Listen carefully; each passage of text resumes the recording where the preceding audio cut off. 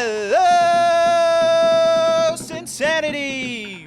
Welcome to the second extra innings episode of our podcast. Last time we did this, it was fresh off a sweep of the Dodgers at Great American Ballpark. At that time, we said it may or may not be a turning point. Well, as we sit here now, 3 series later, it sure as heck looks like it was a turning point. The sticks are coming back. The starting pitching's doing great. So what we're going to do today is we're going to talk about the last handful of series and what the Reds are doing right and wrong. So how about that, Redlegs fans? What do you say we get this thing started? I just sold out to the perfect condition. Coming alive. Heat of the night. Now is the time. Don't try to hide. 'Cause I'm gonna party like an animal. All right, ladies and gentlemen, extra innings episode number 2. The Reds are a little bit of on a roll here. Question is can we actually call this turning a corner or not? They swept the Dodgers. They lost the series to the Cardinals. They did win a game out of it. They should have won that series. They took 2 of 3 from the Cubs, and then as of about an hour ago, they officially swept the Rockies the last 3 games. So that's 9 of 12 that they won, and it seems like the hitting is back. So just like we do for all other extra inning episodes, we're going to recap those 4 series, mostly the 3 winning series, and we're going to do the good, the bad, and the ugly. So why don't you start and give us some of the good that you saw? Well, I think the good would start with Friedel doing Friedel things. He seems to be the one player that has an attention to detail in all facets of the game, whether it's in the field, at the plate, whether it's working a walk, throwing down a bunt. He seems to be the complete package in that regard, and it's really elevated the play of the remaining players or other players on the team. And then, of course, I think as you've watched, the offense in general has picked up, but I think the 2 guys that are very critical to this offense, and Spencer Steer and Tyler Stevenson, have done a great job of continuing to improve their offense. Yep. I think Steer really kind of got out of that funk. He's proven it over these last 4 series. You know, even playing the Rockies, yeah, you could say it's Coors Field. It's the mile. It's up, up in altitude, so the ball flies out of the park. So yeah, some of the home runs they had, we'll count that as a Coors Field exception. But outside of that, Steer has been hitting lasers. I mean, these guys, when they're hitting ground balls and line drives. They're not hitting the ball high in the air and letting Coors Field do its work to take it out of the park. So it's not just a venue that is creating the boost in stats. I can't remember the exact numbers, but I know both Stevenson and Steer are batting 400 or 500 or something on this road trip. Outside of that, I would say I do like the fact that they cut back on trying to steal with 2 outs, because as we always talk about, you do not run into the last out. And in fact, to prove that point, the last inning in tonight's game alone, they were down 7-6. They get 2 outs. They get a guy on first. Steer hits a home run. They go up 8-7. Then they ended up ultimately getting 6 straight guys on base. So you got bases loaded. India comes to the plate, grand slam. They scored 6 runs, 6 with 2 outs. On top of that, throughout this whole series, I know for a fact they scored double-digit runs with 2 outs. They have scored 22 of 29 runs with 2 outs in this series. Okay, so my point exactly. Hey, coaches, you want to read stats? Read that one. Quit stealing, even if it's Ellie, when you got 2 outs. You don't know what's going to happen. You got a guy on base and 2 outs. Let the hitter do his job and see if we can make something of it. Don't give the other team a freebie to get out of the inning. Well, I think that's what amuses me with coaches today. They want to play the analytics, so they do the left-handed batter against a right-handed pitcher more often than not. But they don't look at the analytics when it comes to, do I send a guy home from third base in a situation where there's 2 outs, it's late in the game, and we have a defender at third that is a very strong defender with a great arm? Or, why would I run with 2 outs when I'm in Coors Field and I've already had a runner or two thrown out or got caught stealing in the game, I know the catcher has a strong arm. Why don't I just, for once, play it a little more conservatively, look at the analytics around those situations, and allow my guys to hit the ball? Yep. Yep. So the last good thing I'll mention is starting pitching has stayed the same consistent good starting pitching we've had. To be honest with you, I haven't really dug into the bullpen numbers from these series, but the starting pitching is there, and that certainly helps. And it helps when you're hitting the ball and you can give that pitcher a couple runs to work with. It kind of cuts the edge when they're out on the mound. At least it would for me. I'm not an MLB pitcher, so I don't know for sure, but if I had to guess, I would say that's the case. So we did the good. Now we're going to do the bad. From these series, what did you see that was bad? Well, I think as the bad goes, I would still like to see the team do a better job of focusing on fundamental baseball. And when they do that, as evidenced by the series in Colorado, they tend to have more success. And when I say fundamental baseball, let's swing for contact rather than swinging for the fence. We have a better chance of the bat meeting the ball. When we have two strikes on us, let's protect the plate instead of the typical swinging for the fence, a more compact swing that might benefit us more in a situation where we want to simply protect the plate. I'd like to see them not be so sloppy on the bases sometimes. It seems like this season, not just this series, guys are getting picked off. And that should not be happening with a degree of frequency that it's happening to the Cincinnati Reds. That's just mentally lazy. Well, it happened again today, and I think it was Chris Welsh on the broadcast mentioned that fact. Like, they should not be getting picked off this much. Something's got to change. So, speaking of bad, I'll bring up my point here on this one.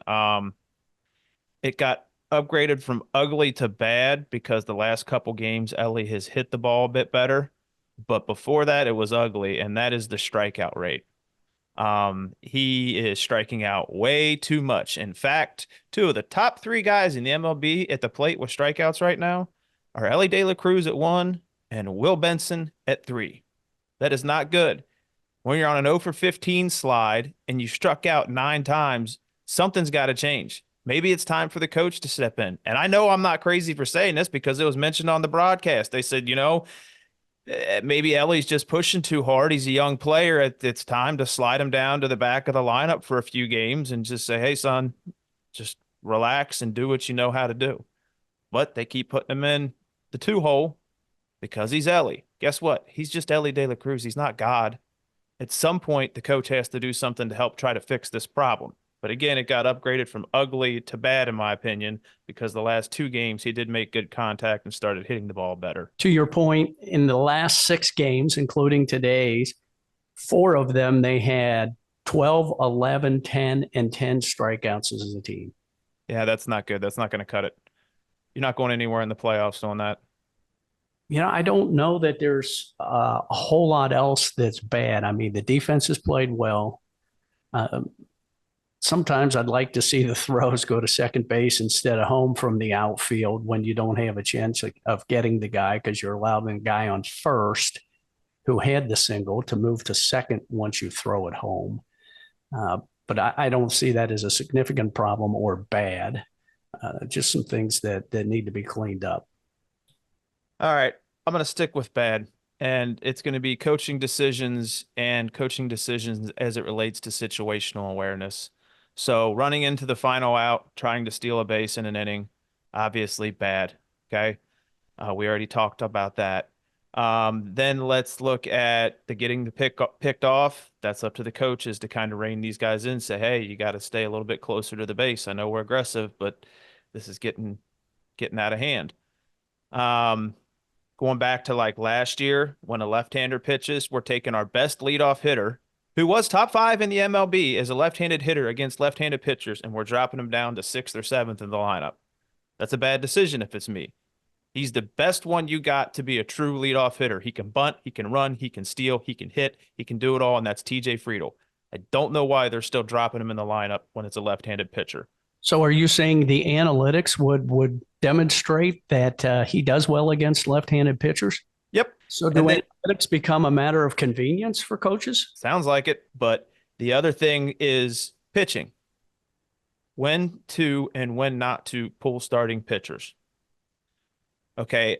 Ashcraft has gotten pulled early his last two starts. Today, he had two outs and a guy on first, and they got up to the leadoff hitter for the Rockies, and it would have started the third round through the batting order.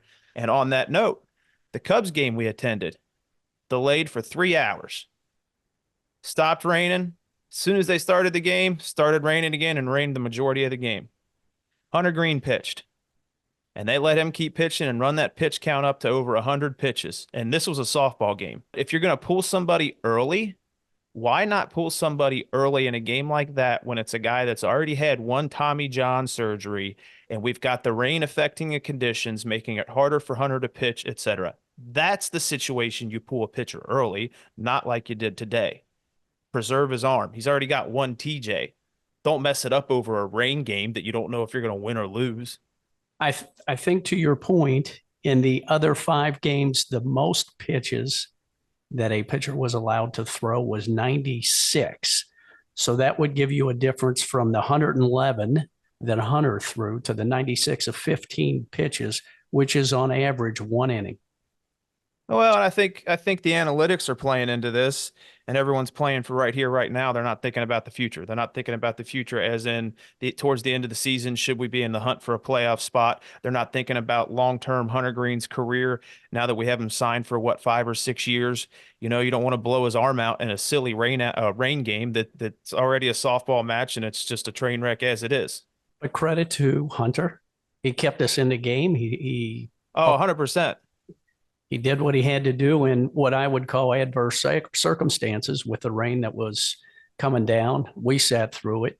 Other than that, I don't really see much bad. A lot of, obviously, it's a winning streak, right? We've taken 3 or 4 series, so it's mostly good. There's not much else bad, in my opinion. I don't know about you.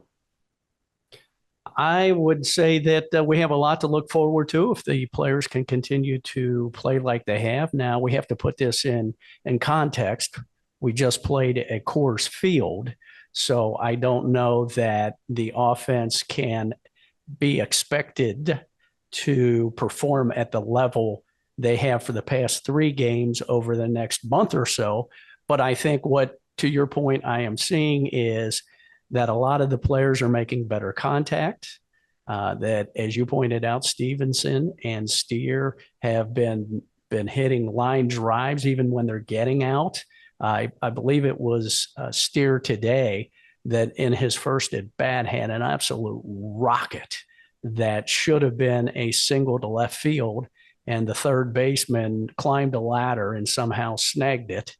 Otherwise, that would have been a base hit. Just bad luck. I mean, it happens in baseball when you have that many at bats over the course of a season. But I think if the offense can continue to swing for contact and not worry about getting home runs, and they can clean up the base running, pitching continues to do what they've been doing, both starting pitching and the relief corps, and defense has been solid.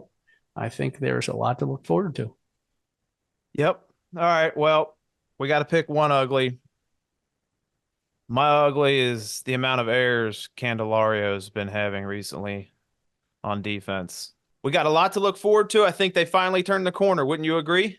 I would agree they've turned a corner, and I'm excited about the Cubs series coming up. Well, we got the Cubs, then we got the Guardians, then the Brewers, then the Pirates. We got a lot of divisional matchups. I think if they keep this winning streak up and win the series against the Cubs and Brewers and Pirates, I think we got a shot at getting back in contention, at least for a wild card spot. We're only 2 or 3 games back right now.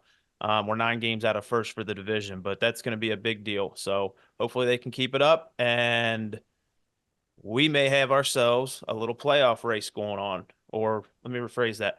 We may have ourselves a team that is back in the hunt for a playoff spot. That would be exciting. I'm looking forward to it. All right.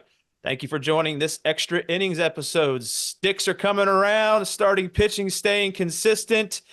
And it seems like we're correcting that problem where we try to steal when there's 2 outs. So bravo, boys. Keep up the good work. You're turning it around from a rough start. We'll see y'all later.